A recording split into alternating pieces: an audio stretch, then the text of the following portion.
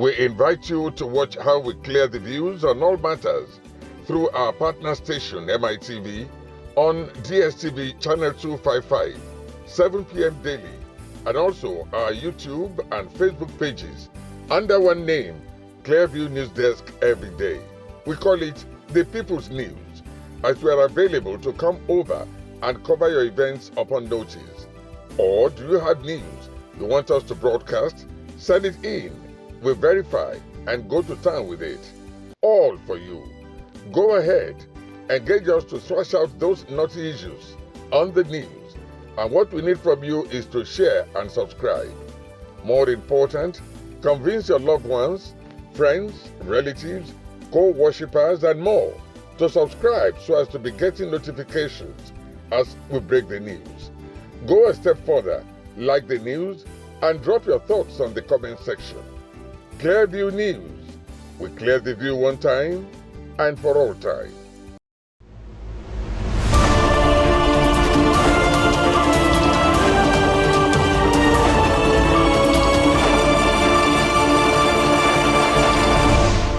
Hello and welcome to Clearview News Desk. We're reaching you live from Nigeria's capital city, Abuja. First, the headlines.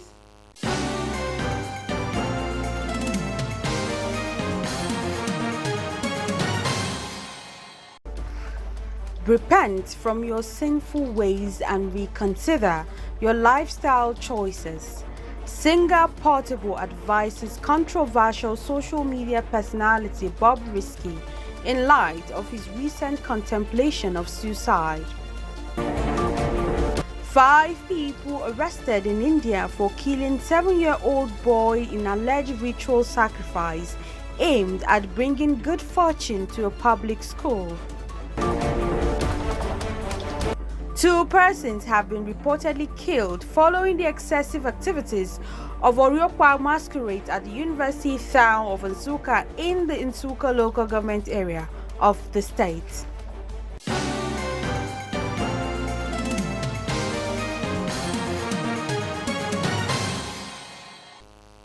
I am Florence Joshua with these and more. The Commissioner for Information, Akwa Ibom State, Ini Emeng Obong, have announced the death of Miss Patient Umo Eno, wife of the state governor, Pastor Umo Eno. In a press statement issued this Friday, the commissioner said the First Lady died at the hospital following an illness on September 26, 2024, surrounded by family members. The statement said, Governor Eno appreciates all who stood by the first family in this period and assures all the citizens that despite the huge personal loss, his commitment to the service of the state is unwavering. Clearview News celebrates the life and times of Miss Patient Umo Eno. Fondly known as Ekaiberi de Akwa Ibom, which translates to Mother and Strong Pillar of Akwa Ibom State, the First Lady of Akwa Ibom State, late Patience Umo Eno, was a symbol of hope and an embodiment of selfless love. The late Akwa Ibom First Lady hails from Ikot Akbaikub of Akwa Ibom State, a community in Akwa Ibom, one of the biggest clans in Nkpatenin, an oil-rich community where oil was first discovered in Nigeria. She has touched several lives through her selfless service to humanity, earning her a revered place in the hearts of many. Married for over 37 years, Pastor Patience was born and raised in Akwa Ibom, growing up in an environment that valued community and mutual support. She established a foundation known as Golden Initiative for All, focusing on humanitarian activities such as providing shelter, food and education to improve the lives and livelihoods of the poor and the vulnerable. The late Patience supported her husband in the building and management of several family businesses. Aged 57, the late First Lady is survived by her husband, 6 children, and 9 grandchildren. The late First Lady's death re-echoes the words of English poet and playwright William Shakespeare, who described the world as a stage where each person plays his part and lives. May her soul rest in peace. Imefonokun reporting for Clever News. Justice Halima Salman of the Kwara State High Court has sentenced 5 suspects in the April 5, 2018 Offa bank robbery incident to death by hanging. The suspects were convicted on charges of conspiracy to commit culpable homicide and armed robbery, including illegal possession of firearms. 6 suspects. A policeman, Michael Adiku, now deceased, Ayode Akinobosun, Aziz Salahuddin, Nihi Ogunderan, Ibikunle Okunleye, and Adeola Abraham were arrested in connection with the bloody bank robbery incident on the 5th of April 2018 in Offa, Kwara State. Delivering judgment, Justice Halima Salma found them guilty of all the counts and sentenced them accordingly. The court held that the 5 suspects have no license to carry arms and sentenced them to 3 years imprisonment. On culpable homicide and armed robbery, the court found them guilty and sentenced them to death by hanging. Judgment is conviction. They have been trial have been concluded today, and then His Lordship saw that the prosecution has proved his case beyond reasonable doubt, and then convicted them for those 3 major offenses: armed robbery, murder, that is culpable homicide punishable with death, and unlawful possession of firearm. So those are the 3 basic things. And apart from the conviction, the sentence was also pronounced, and the maximum sentence that the court can pronounce on those 2 capital offenses, the death. They carried death sentence by hanging. So that is the only pronouncement. Evidence clearly showed that these people were involved in the robbery. And even by their own, so they were involved not only in the robbery, but in the killing of people. Lead defense counsel Matthias Emeribe was not in court, but one of the defense counsel said the judgment was expected and will be appealed. The judgment is not come by surprise to me.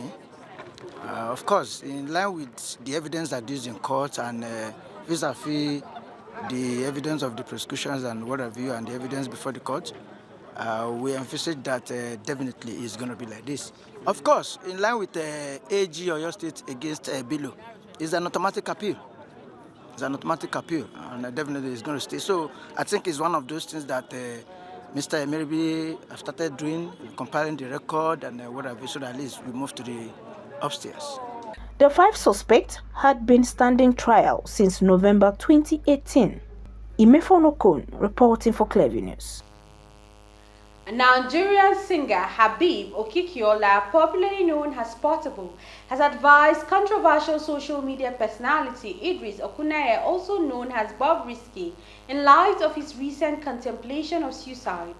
Portable urged Bobriskyrepent to repent from sinful ways and reconsider his lifestyle choices. The advice came shortly after Bobriskyrepent expressed feelings of despair and indicated suicidal thoughts following an incriminating audio recording released by social media influencer Martins Osei, affectionately known as Very Dark Man. The recording alleged that Bobriskyrepent paid 15 million naira in bribes to certain officials of the Economic and Financial Crimes Commission to drop his money laundering charges. 5 people have been arrested in India for the killing of a 7-year-old boy in an alleged ritual sacrifice aimed at bringing good fortune to a public school. According to the police, the victim was found dead in his bed on Sunday night at the hostel where he lived in the city of Hathras, not far from the country's famed Taj Mahal. The police said instead of alerting authorities, the school director Danish Bakel hid the body in the trunk of his car. Police officer Himanshu Mathur said the boy was meant to be taken to an altar as part of a ritual but got killed before the ceremony could be completed. Mathur did not give details on how the child had died, and local media reports said the boy was undergoing a post-mortem examination. Meanwhile, Bakel and his father were arrested along 3 other teachers at the school. India's National Crime Records Bureau lodged 103 cases of human sacrifice in the country between 2014 and 2021. Ritual killings are usually conducted to appease deities and are more common in tribal and remote areas where belief in witchcraft and the occult is widespread. Last year, police arrested 5 men for 2019 murder of 64-year-old woman who was killed and decapitated with a machete after visiting a temple in India's remote northeast. 2 persons have been reportedly killed following the excessive activities of Oriopa masquerades at the university town of Usuka in the Nsuka local government area of the state. The State Commissioner for Local Government, Rural Development and Chieftaincy Affairs, Chief Oke Obodo, confirmed this in a statement made available to journalists in Enugu this Friday. Obodo said the affected areas have witnessed pandemonium, bodily harm and fatalities due to the masqueraders' actions. Meanwhile, the Enugu state government has launched a full-scale investigation into the activities of Oriopa masquerade groups, vowing to hold perpetrators accountable. A 2-day strategic meeting organized by Plan International in Abuja, Nigeria's capital, brought together stakeholders to discuss the urgent need for enacting of laws and budgetary provisions that promote a gender-responsive education sector. The meeting emphasized the importance of clear provisions, tools and guidelines for implementation to address the lingering gender inequality in education. Nigeria's education sector has been plagued by inadequate access to opportunities for the male and female child. Despite efforts to bridge the gap, a gender inequality persists, underscoring the need for a comprehensive approach. Stakeholders at the meeting recognized the Federal Ministry of Education's mandate to formulate and coordinate national education policies, but stressed the need for specific legislation to address gender responsiveness. Now, over the years, there are statistics that speak to the fact that girls are at a disadvantage from the household to education, political, and all of those aspects that you talk about. You see that girls are at disadvantage and they do not have the opportunity to come out and speak, come out to be educated, nor have the ability to participate in a lot of political activities. So for Plan International, we are very biased and we see it everywhere because of the disadvantage that girls face. So our focus mainly is to ensure that these girls are able to go back to school. Government cannot support any project or any activity without budgeting for it. So the reason why we are looking at the budget, GREPS specifically, that's Gender Responsive Education Sector Plan, because it affects girls. And now if we want the government to support the development of girl child, we need to look at the government budget. That's why we dwell on ensuring that the government budget is gender responsive. There is this gap between the girl and the boy. You notice that the girls are not that educated to some extent with their male counterparts. The girl child is relegated to the bottom when it comes to educational aspect, and that is why we want to bridge the gap. The plan and other CSOs are telling us that the gap between the girl child and the boy child, it will take like 180 years to bridge it up. And so if that is the case, we must start now. If it is not within our time, it will be within the time of our great-great-grandchildren. And by that time, maybe our girl child may come up and be a partaker in the school activities. Yeah. Thank you. A gender-responsive education sector plan will not only identify the challenges that the girl child is having when it comes to access to education, the learning environment, and informal norms. It will also address those challenges. So gender-responsive education sector plans will make sure that whatsoever may be a barrier to the girl child accessing free, fair education is removed. Because you don't only identify the problems, but at the same time, you also take action to begin to address it using the gender responsive education sector plan. The high-level strategic engagement is a crucial step towards ensuring that the 2025 budget for Adamawa and Sokoto states prioritize gender-responsive education, aligning with Nigeria's medium-term sector strategy for education. The engagement focused on developing a comprehensive plan to address gender disparity in education, building an existing initiative with capacity building and innovative partnership to address the complex challenges at the core of gender equity and education.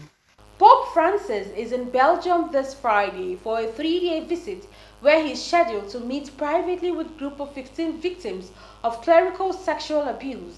It was gathered that the victims want the Pope to admit that the Catholic Church was responsible for the abuse.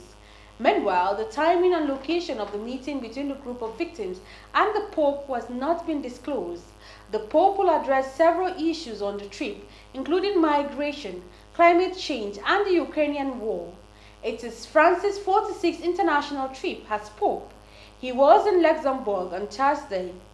Pope Francis will meet with Belgian King Philippe at the castle of Laeken with Belgian Prime Minister Alexander De Croo.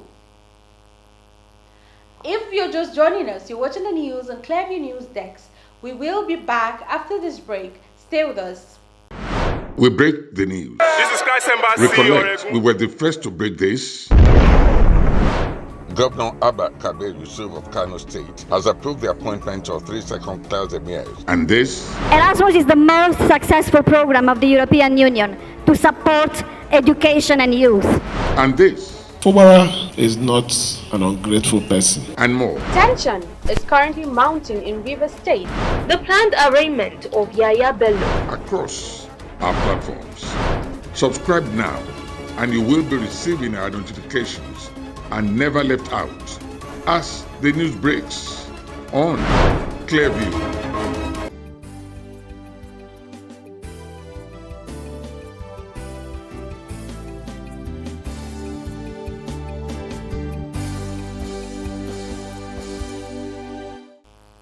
Welcome back. It's no news that bullying in most public and private schools in Nigeria has grown to become a serious concern. Despite the widespread prevalence of bullying, there is limited understanding of factors that propel or reduce bullying behaviors among children in the country. In an exclusive interview with Clearview News Gloria Atta, Angela Brown, a nurse, life coach and motivational speaker, gives a deeper insight on the issue and how we as a society can work to rewrite the narrative in the country. Who broke my heart? But I did that. Who broke my heart? Who broke my heart? Who broke my heart? Bullying in Nigerian schools remains a sad reality with adverse effects on physical, emotional, and psychological well-being of students. It takes various forms, including physical violence, verbal abuse, social exclusion, and cyberbullying. It can be student to student, teacher to student, or even student to teacher. It occurs across all age groups and can have long-lasting effects for both victims and perpetrators. Various studies put bullying in Nigerian schools between 70% and as high as 85%. In spite of its prevalence, bullying has persisted due to a lack of awareness, inadequate reporting mechanisms, and a culture of silence that perpetuates the cycle of abuse. In an exclusive interview with Clearview News Desk, Angela Brown, a nurse, life coach, and motivational speaker, gives a deeper insight on the issue of bullying and how the society can work to rewrite the narrative in the country. Children are born more aggressive, more and more empathetic. So most of this bullying comes from either the trauma the child has experienced growing up or what they're seeing at home, which could be dominance of one parent over another, or the issues they see at home or around them. So bullying is really, predominantly coming more from your household, okay, and what the child has gone through as well. And with this, we really have to be very careful to actually know how to tackle this menace, because I call bullying a menace in the society, because it is so rampant and is so ignored. And also the children who are going through this bullying, even adults go through bullying as well. It's not just kids. And most of these adults that are bullies start this from childhood and it develops to adulthood. And they really don't have a rein because they don't know better.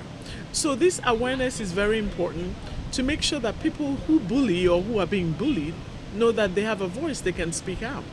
And bullying is something that the country needs to address, because a lot of children are experiencing it and committing suicide from it, and it's being ignored. Sometimes when they even report to their parents are like, be a man, can't your mate tease you in school, or you're lying, or get away, or talk about something more, important than somebody's making fun of you at school. And the reason why some parents do that is because they're not aware. If they were aware of what it costs the child growing up, and in that time that this thing is happening, they would really take a lot of precautions to make sure that it doesn't happen to their child. And that's something we all need to be aware of. First of all, we need to create awareness in schools. You start from young. Create awareness in school, educate parents as well, to notice, what you can notice if your child is disturbed. Some people, a strong indicator might be a child who is normal being very reserved, a child who is normal suddenly wetting the bed, a child who is normal has no interest in going to school, has no interest in playing with, other kids, may exhibit signs of fear. Okay, so the government and parents as well is creating awareness and educating children that this is not right. She also stressed on the need for government, school administrators, policymakers and relevant bodies to give urgent attention to creating a safe and inclusive learning environment where every student can thrive without fear of harassment or discrimination. Gloria Atta, reporting for Clearview News. The Ethnic Youth Leaders Council of Nigeria has convened a press conference to address serious allegations surrounding Guarantee Trust Bank, GT Bank, and its managing director, Segun Abaje. The council is calling for an investigation into claims of fictitious profits, corruption, round-tripping, and money laundering protocols. Clearview's correspondent was at the briefing and brings us details. According to reports, GT Bank had announced a whopping 1 trillion naira profit for the first half of 2024, sparking concerns about the authenticity of their financial statements. Furthermore, allegations suggest Abaje utilized family members for business dealings within GT Bank, raising ethical questions and potential conflicts of interest. As a people, we cannot sit back and watch financial institutions destroy indigenous businesses' efforts of Nigerians, because banks have chosen the path of destruction instead of economic prosperity. We are talking about no other bank but Guarantee Trust Bank and its leadership, Mr. Segun Abaje, the Group Chief Executive Officer of Guarantee Trust Holding Company, the weighty allegations of fictitious profit claims, use of family members as fronts, round-tripping activities, corruption and money laundering, etc. are issues that cause for concern, and if you are eager to see that collectively we achieve the Nigeria of our dreams for a stronger economy and united Nigeria, we will pay attention to the text of the press, because the success of a great nation is engineered by collective efforts. We shall address several pressing issues surrounding GT Bank, which have raised significant concern among stakeholders, customers and regulatory bodies. This matter at hand include suspension of GT Bank Forex license by the Bank of Ghana, allegations of illegal debiting of customers' account, fine imposed by the UK Financial Conduct Authority related money laundering, violation of court order, harassment of members from the Nigeria Guide of Investigative Journalists, and questions regarding the integrity of reported profit. The Ethnic Youth Leaders Council of Nigeria calls on all relevant stakeholders to take immediate action to investigate these allegations and ensure justice is served. The council says it remains committed to promoting transparency and accountability in Nigeria's financial. And that's the news, but before we go, a recap of the top stories.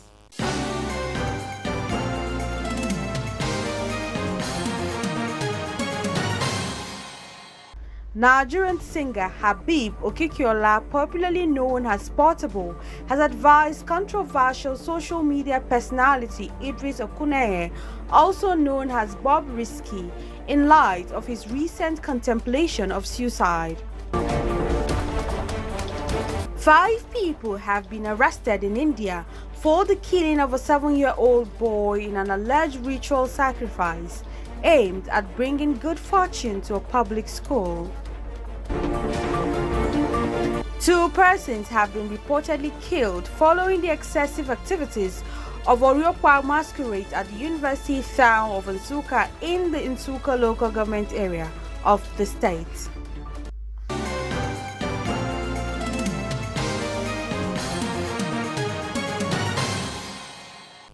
You can follow up on latest events and happenings around you via social media platforms on Instagram, Facebook and YouTube at Clearview News Dex, or via handle on X, formerly known as Twitter at Clearview Online.